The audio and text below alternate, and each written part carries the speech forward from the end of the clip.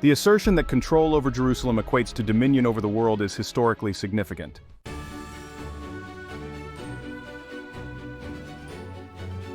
Throughout history, empires such as the Babylonians, Medo-Persians, Greeks, and Romans have demonstrated that regardless of the geographical expanse of their territories, it is the possession of Israel that has established their status as global powers.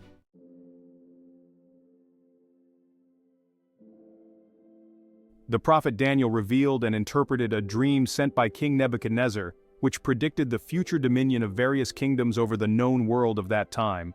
Additionally, in subsequent chapters, Daniel experienced his own dream that provided further insights into these future kingdoms. Let us delve into this topic.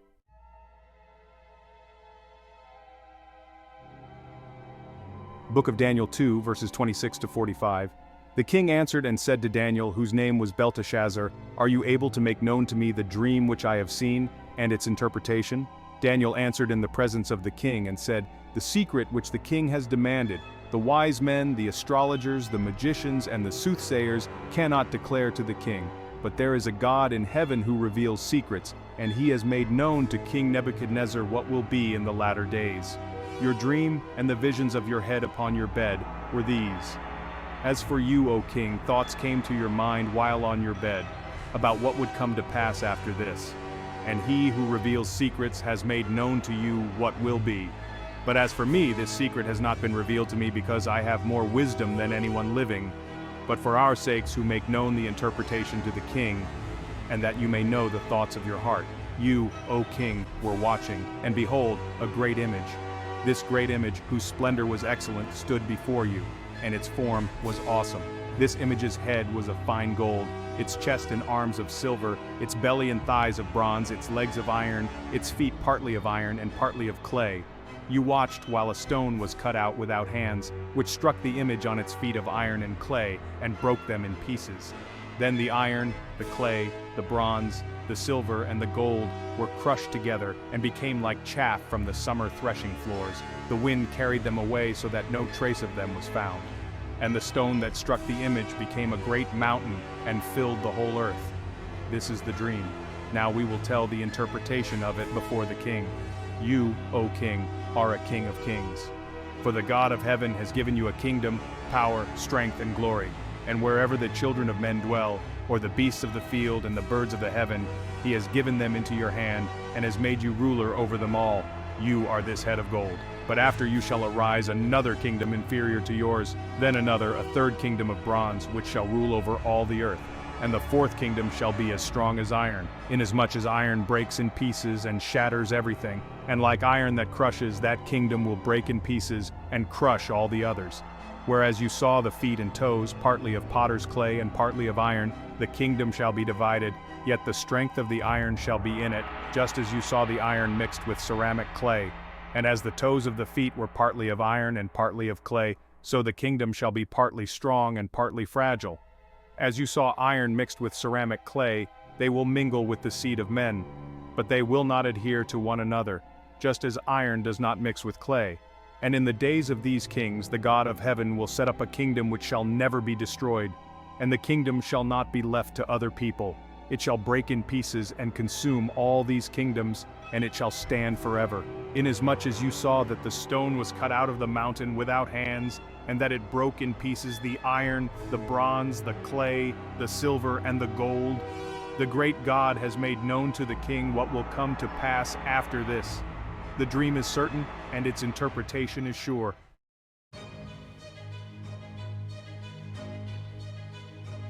The previous verses from the book of Daniel show that each beast kingdom would be represented by metals that become progressively less valuable, but at the same time increasingly stronger in toughness. Nebuchadnezzar's Babylonian kingdom was the head of gold. He ruled from 605 to 562 BCE in the area around the Tigris-Euphrates basin. In 587 BC, Nebuchadnezzar destroyed the kingdom of Judah and its capital, Jerusalem. The destruction of Jerusalem led to the Babylonian captivity as the city's Hebrew population, and people from the surrounding lands were deported to Babylonia.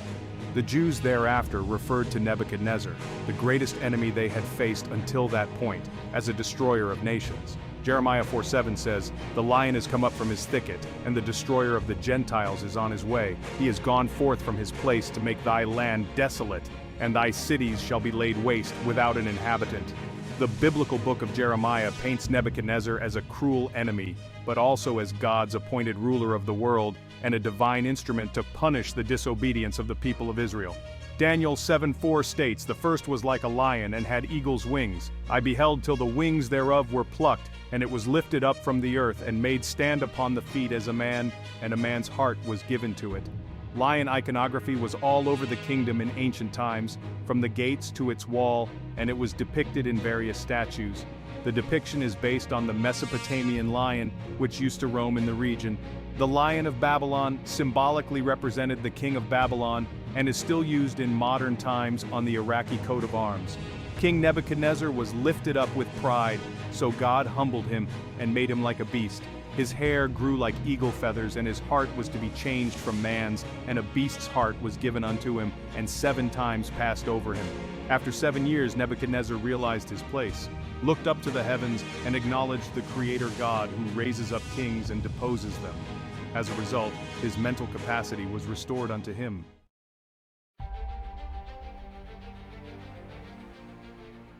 After the death of Nebuchadnezzar, the Neo-Babylonian Empire began to wane in power, and at that time Cyrus the Great rose to prominence and conquered Babylon in 539 BC, establishing the Medo-Persian Empire. These two unified kingdoms are the arms of silver from Nebuchadnezzar's dream. Stretching from Europe's Balkan Peninsula in the west to India's Indus Valley in the east, it was one of the largest empires in history at that time. Daniel 7:5 says, "And behold another beast, a second, like to a bear, and it raised up itself on one side, and it had 3 ribs in the mouth of it between the teeth of it. And they said thus unto it, Arise, devour much flesh." Cyrus the Great conquered the Medes and let the Persians control the Medo-Persian Empire, so it was one-sided. Furthermore, they conquered 3 other kingdoms, Babylon, Egypt, and Lydia, symbolized by the 3 ribs in the bear's mouth.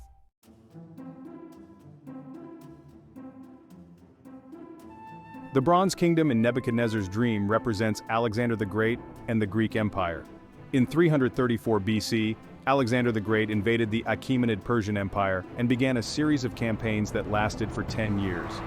Following his conquest of Asia Minor, Alexander broke the power of Achaemenid Persia in a series of decisive battles, including those at Issus and Gaugamela.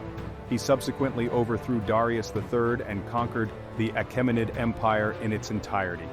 After the fall of Persia, the Macedonian Empire held a vast swath of territory between the Adriatic Sea and the Indus River. Daniel 7:6. "After this I beheld, and lo another like a leopard, which had upon the back of it 4 wings of a fowl. The beast had also 4 heads, and dominion was given to it." Alexander conquered the Persian Empire with lightning speed in the span of 3 years, and the then known world by the age of 33. This is why the leopard, one of the world's fastest land animals, is used to represent his kingdom. After Alexander defeated the Persians, he died, and his power was divided among 4 generals: Antigonus, Cassander, Ptolemy, and Seleucus. These generals were known as the Diadochi, meaning successors. Daniel 8:20-24, "The ram which thou sawest having 2 horns are the kings of Media and Persia. And the rough goat is the king of Grecia, and the great horn that is between his eyes is the first king. Now that being broken, whereas 4 stood up for it, 4 kingdoms shall stand up out of the nation, but not in his power. And in the latter time of their kingdom, when the transgressors are come to the full, a king of fierce countenance and understanding dark sentences shall stand up. And his power shall be mighty, but not by his own power. And he shall destroy wonderfully, and shall prosper and practice, and shall destroy the mighty and the holy people."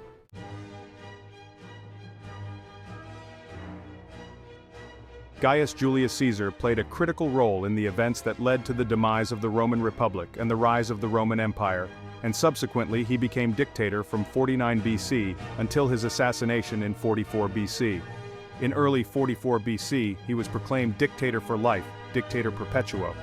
Fearful of his power and domination of the state, a group of senators led by Brutus and Cassius assassinated Caesar on the Ides of March, the 15th of March, 44 BC. The Roman Empire started by Caesar was seen in Nebuchadnezzar's dream and represented by the two legs made of iron, which foreshadowed the empire being divided into the eastern and western kingdoms. More importantly, Rome was not only split as a political and military force, but the Church of Rome was also fractured into the Roman Catholic and Eastern Orthodox churches. We will return to this point later.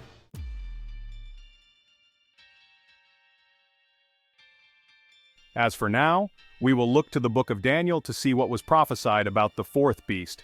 And one keynote to take away from the following passage is that Daniel sees the rise of the Roman Empire in one verse and then skips over 2,000 years of history to the rise of the Antichrist in the next verse. This is significant because the book of Daniel was written before the birth of Jesus Christ, so if Israel would have accepted Christ as king, there wouldn't have been a dispensational period and the Antichrist could have made his appearance closer to the time of the first coming of Christ.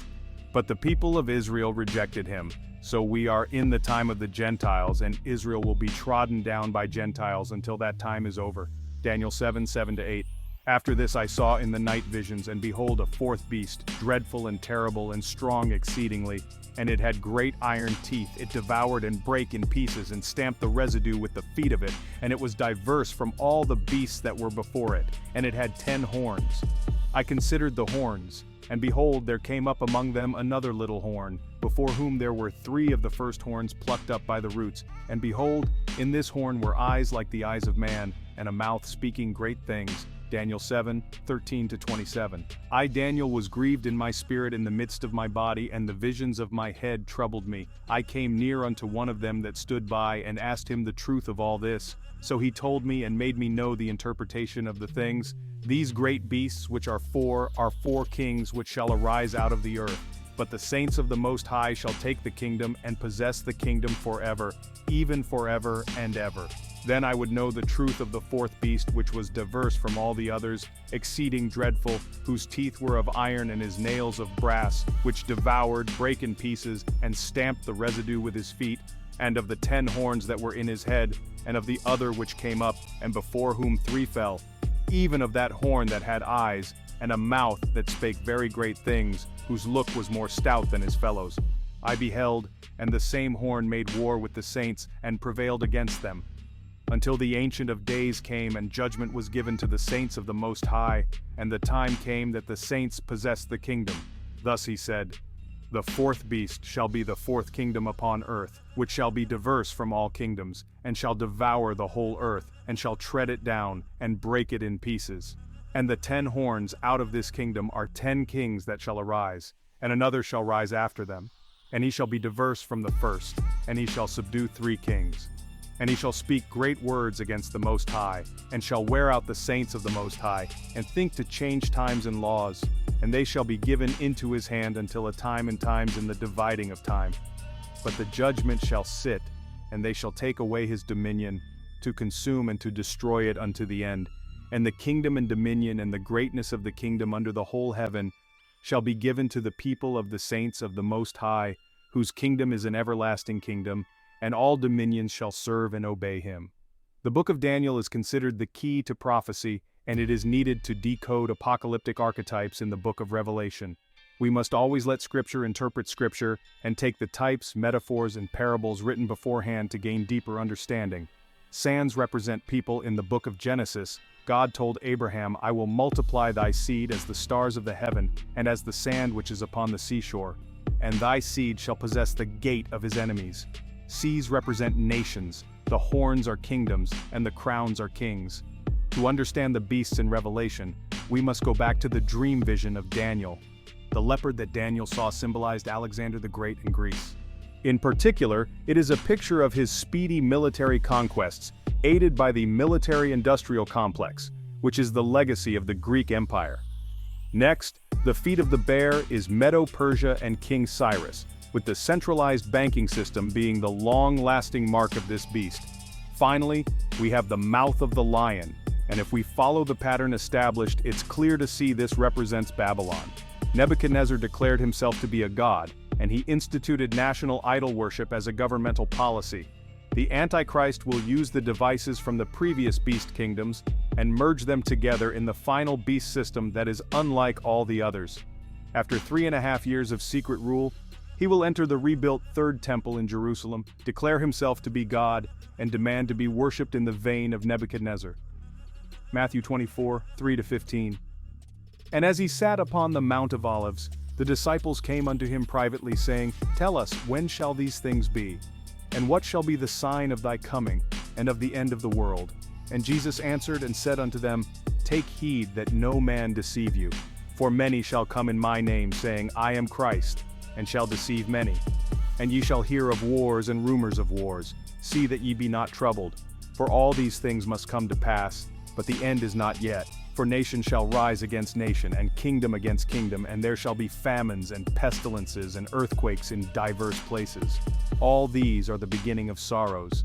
Then shall they deliver you up to be afflicted, and shall kill you, and ye shall be hated of all nations for my name's sake. And then shall many be offended, and shall betray one another, and shall hate one another, and many false prophets shall rise, and shall deceive many. And because iniquity shall abound, the love of many shall wax cold. But he that shall endure unto the end, the same shall be saved. And this gospel of the kingdom shall be preached in all the world for a witness unto all nations. And then shall the end come. When ye therefore shall see the abomination of desolation, spoken of by Daniel the prophet, stand in the holy place, whoso readeth, let him understand. Daniel 9:27. And he shall confirm the covenant with many for 1 week. And in the midst of the week he shall cause the sacrifice and the oblation to cease, and for the overspreading of abominations he shall make it desolate, even until the consummation, and that determined shall be poured upon the desolate. Daniel 11:31. And arms shall stand on his part, and they shall pollute the sanctuary of strength, and shall take away the daily sacrifice, and they shall place the abomination that maketh desolate. Abomination denotes an object of disgust, repulsion, and abhorrence. In Scripture it is used primarily to denote things associated with idolatry and gross ungodliness. The Hebrew equivalent was often used for rites and paraphernalia associated with the wicked conduct of pagan religions. Antiochus IV, the Syrian king who ruled Palestine from 175 to 165 BC as a surrogate of the Greek Empire. He took to himself the title Theos Epiphanes, which means manifest God, but his enemies nicknamed him Epimanes, which means madman or the insane one. Ironically, when he died in 163, he was totally insane, outraged to the point of madness because of his military defeats by the Jewish rebel Judas Maccabeus. Antiochus Epiphanes set up an idol in the temple to be worshipped by the Jews, and he desecrated the temple by sacrificing a pig, the most ceremonially unclean of all animals, on the altar and forcing the priests to eat its flesh. The Antichrist will set himself up as God and demand worship from all mankind. He will end all sacrifice in the temple and commit the abomination that makes the holy place desecrated and desolate, a place utterly detestable to Jews.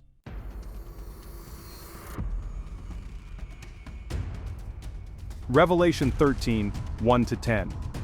And I stood upon the sand of the sea, and saw a beast rise up out of the sea, having 7 heads and 10 horns, and upon his horns 10 crowns, and upon his heads the name of blasphemy. And the beast which I saw was like unto a leopard, and his feet were as the feet of a bear, and his mouth as the mouth of a lion, and the dragon gave him his power, and his seat, and great authority. And I saw one of his heads as it were wounded to death, and his deadly wound was healed. And all the world wondered after the beast. And they worshipped the dragon which gave power unto the beast. And they worshipped the beast, saying, Who is like unto the beast? Who is able to make war with him? And there was given unto him a mouth speaking great things and blasphemies, and power was given unto him to continue 42 months. And he opened his mouth in blasphemy against God, to blaspheme his name and his tabernacle and them that dwell in heaven. And it was given unto him to make war with the saints and to overcome them. And power was given him over all kindreds and tongues and nations. And all that dwell upon the earth shall worship him, whose names are not written in the book of life of the Lamb slain from the foundation of the world. If any man have an ear, let him hear. He that leadeth into captivity shall go into captivity. He that killeth with the sword must be killed with the sword. Here is the patience and the faith of the saints. Revelation 13, 11-15. And I beheld another beast coming up out of the earth, and he had 2 horns like a lamb, and he spake as a dragon. And he exerciseth all the power of the first beast before him, and causeth the earth and them which dwell therein to worship the first beast, whose deadly wound was healed. And he doeth great wonders, so that he maketh fire come down from heaven on the earth in the sight of men, and deceiveth them that dwell on the earth by the means of those miracles which he had power to do in the sight of the beast, saying to them that dwell on the earth, that they should make an image to the beast, which had the wound by a sword, and did live. And he had power to give life unto the image of the beast, that the image of the beast should both speak, and cause that as many as would not worship the image of the beast should be killed. Revelation 13:16-18. And he causeth all, both small and great, rich and poor, free and bond, to receive a mark in their right hand or in their foreheads, and that no man might buy or sell, save he that had the mark, or the name of the beast, or the number of his name. Here is wisdom. Let him that hath understanding count the number of the beast, for it is the number of a man, and his number is 666.